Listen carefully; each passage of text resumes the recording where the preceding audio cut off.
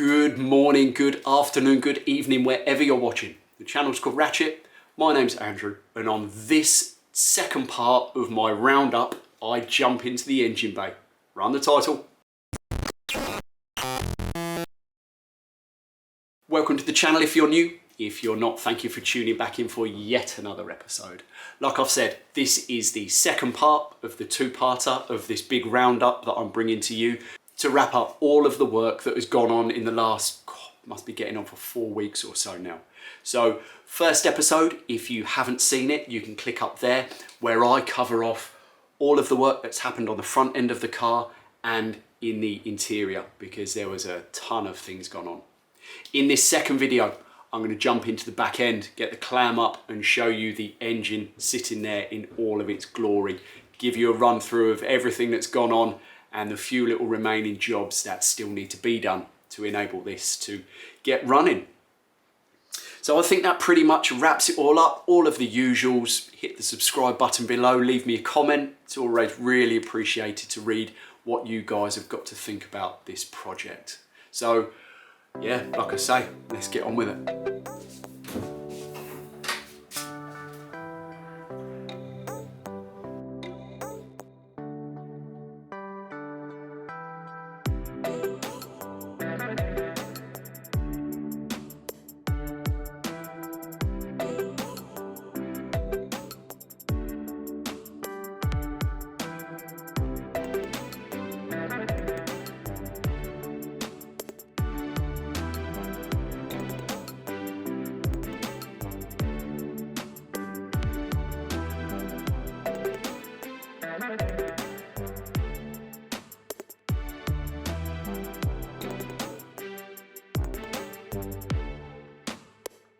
So there you go, that is the back end 95% buttoned up, I would say. Now, like I said, I'm sorry I didn't share the detailed journey with you guys. I just wanted to try and get it done as quickly as able to the best of my abilities. And the only way that would be possible was with my full focus. So let's cover off the elephant in the room, this huge big lump of metal sat connected to the gearbox at the back here. So this engine has been in the car probably 3 weeks now, and it was put in one Saturday morning, I think it was. A friend came over to help me who has been involved in the GT40 community for 30 odd years. You know, I've got to know him through this community, and he offered to lend a hand. And in all honesty, his experience and expertise was worth their absolute weight in gold. We managed to guide the engine and gearbox in one piece, which is how it needs to go in these tornadoes. And seeing the engine and gearbox sat back in the hole, now the car's green, felt like a real sense of achievement. And that's what spurred me on to really drive forward and get all of the ancillaries put on the engine. First thing let's cover off is the fire suppression system that I've rerun. One loop that comes up from the passenger side. The first point is a T-piece with an extinguisher, so that will spray onto the passenger side of the engine. It then loops up and around onto this central T, which will extinguish over the carb.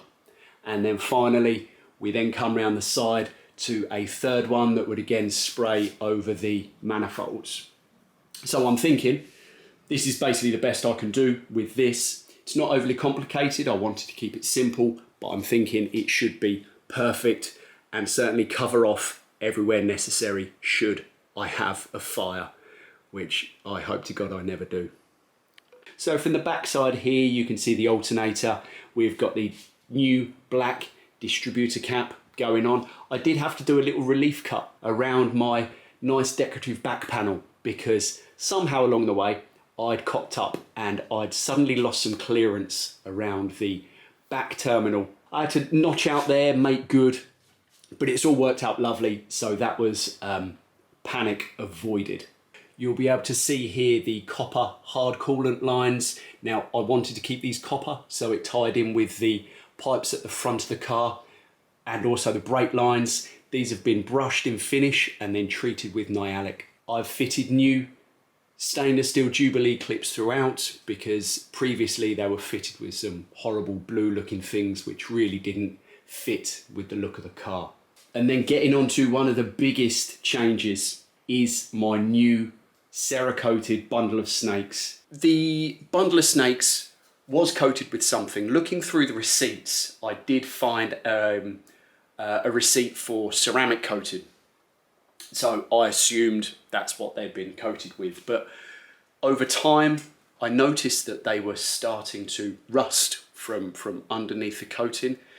Whether they were just done badly, who knows. So that got me looking for a company to strip the manifolds and then recoat them in standard black that I wanted, just to keep toning everything down a bit. So I decided that I wanted them cerakoted as opposed to ceramic coating. So that got me on the Google hunt, and I found a company called Malvern Cerakote and Powder Coating. They're about an hour away from me, so I chucked them a message on Facebook. We talked over my requirements. I actually took the exhaust manifold down to them. A couple of weeks later, I got a message to say that my manifold was done and dusted, so jumped in the car again, went to pick them up, and I couldn't be more pleased with the results.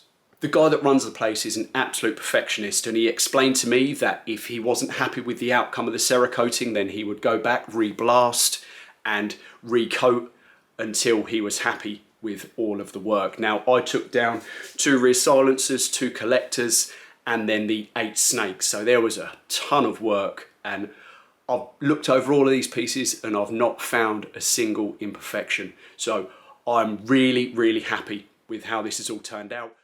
Now, one thing that you guys will notice and probably pick up on in the comments is the fact that there is not the quad 48s sat on top there. Now, I've said all along that I want to get the engine running in the guise that it came out of the car in, because I knew it worked once and I know in theory it should all work again. So rather than me trying to get a set of 48s up and running straight off the bat, I'll stick with my single Holly 650. Hopefully it will be easier to get the car running because I'm not having to worry about any carb settings, which I must admit I have no experience of doing whatsoever. So I'm going to have to rope in some people to help me with these quad 48s when they do get fitted. And they will be fitted soon after the car gets back on the road. So it is still high on my to-do list. I just wanted to rule out some headaches to try and get this final stage over the line as stress-free as possible. So not having to tinker around with those quads, I'll put off for another day. So I know it's going to disappoint some of you not seeing that crown jewel sat on top of the engine just yet, but all I can say is it will be coming, so bear with me.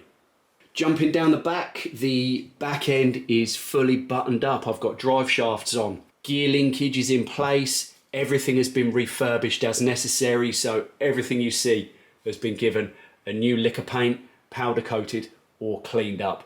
So it's looking really nice and sanitary back here, and a million miles from how it did look months ago. So as you can imagine, as I slowly creep towards first attempted fire up, the to-do list is getting smaller and smaller.